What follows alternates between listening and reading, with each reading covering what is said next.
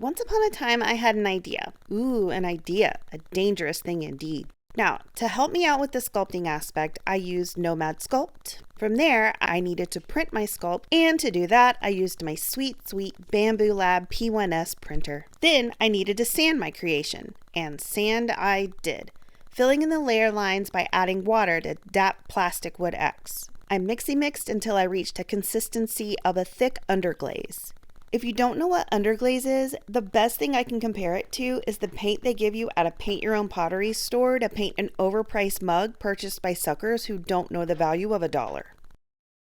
After that, I had to let my piece dry until it turned from pink into a sandable, sandy color. I sanded the piece trying to hide all the little annoying layer lines and then glued the pieces together.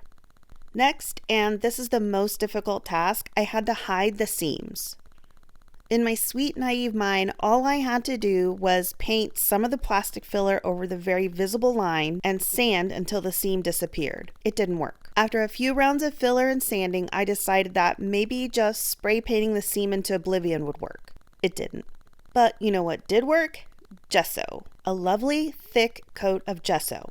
So to recap, print your idea. Sand that idea again, glue that idea, gesso that idea, and spray paint that idea. There, you all caught up. God dang it!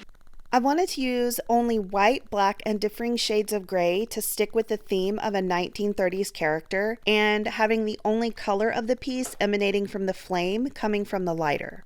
After sculpting, printing, and painting the flame, I attached that to the lighter using super glue, and then coated the entire piece in a gloss varnish. And here it is. I am in love with the finished piece. I've had this idea in my head for years, but I didn't have the ability to adequately sculpt it exactly the way I wanted. But using Nomad Sculpt and my 3D printer, I was finally able to print out the idea I had simmering in my brain all this time. I'm calling the piece Humanity. If you think you know why I chose this title, leave a comment below. I would love to hear your thoughts. Thanks so much for watching, you guys. I'll see you next time. Bye!